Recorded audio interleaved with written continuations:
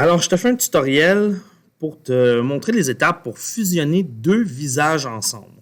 Donc, dans ton Classroom, dans le Classroom de ton groupe, je t'ai mis le projet, donc remplacer les visages. Tu as ici le vidéo YouTube explicatif et tu as les deux images qui vont te servir pour l'exercice.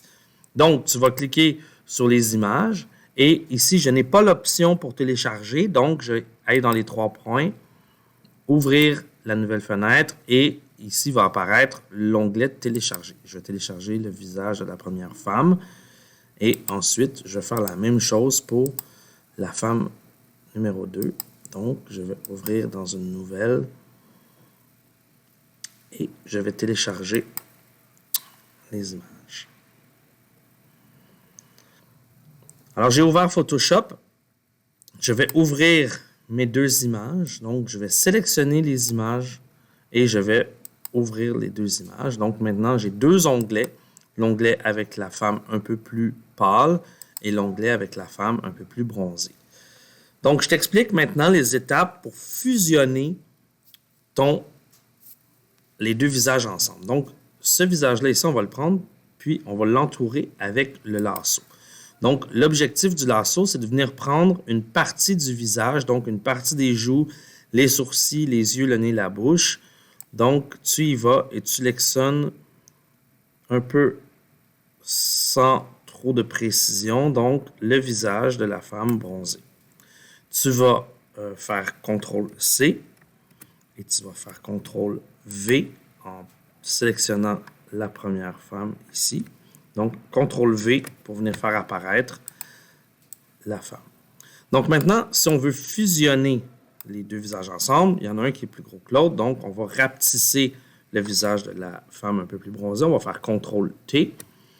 Et puis, donc, on va ici, l'opacité, la diminuer. On va venir la mettre un peu plus pâle pour qu'on puisse voir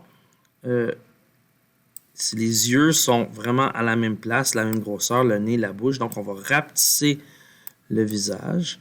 Et puis, donc, on s'assure que le nez, les yeux, la bouche soient approximativement à la même place. Et on va faire Enter pour appliquer la transformation. Une fois que c'est appliqué, ici, tu ramènes l'opacité à 100%. Maintenant, on va faire apparaître une sélection sur le visage de la femme bronzée. Donc, en gardant ton doigt sur CTRL, donc CTRL, et si tu le fais sur la partie grise ici, ça ne fonctionnera pas. Il faut que ce soit vraiment sur le carré avec l'image du calque.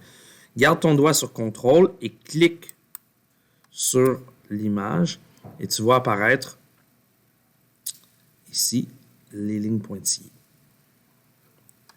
Maintenant, tu vas aller dans Sélection, tu vas aller dans Modifier et tu vas aller contracter et tu vas mettre une contraction à 5. Donc, les pointillés, si tu vois bien ici, donc sont rentrés à l'intérieur du visage un petit peu. Tu vas enlever l'œil ici et tu vas sélectionner l'arrière-plan. Tu t'assures que l'arrière-plan ici n'est pas de cadenas. Donc, tu vas cliquer sur le cadenas pour le faire disparaître. Et sur ton clavier, tu vas appuyer sur Delete pour faire disparaître le visage de la femme du calque 0. Tu vas refaire apparaître le visage du calque 1 et en gardant ton doigt sur le bouton Shift, tu vas sélectionner le calque 1. Donc, les deux calques ici sont en gris. C'est important. Et une fois que les deux calques sont en gris ici comme ça, tu vas aller dans Édition.